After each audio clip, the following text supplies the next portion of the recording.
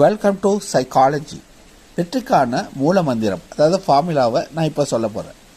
இப்போது நம்ம ஒரு காரியத்திலையோ இல்லை ஒரு முயற்சியிலையோ வெற்றி பெறணுன்னா நம்ம முயற்சியும் இருக்கணும், காலத்தின் அனுகூலம் அதாவது சாதகமாகவும் இருக்கணும் காலம்.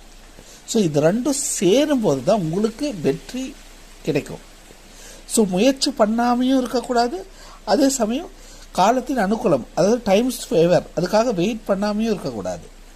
நீங்கள் முயற்சி பண்ணிகிட்டே இருங்க, ஒரு சமயம் காலம் உங்களுக்கு சாதகமாகி உங்களுக்கு வெற்றி வாய்ப்பை கண்டிப்பாக கிட்ட வைக்கும்.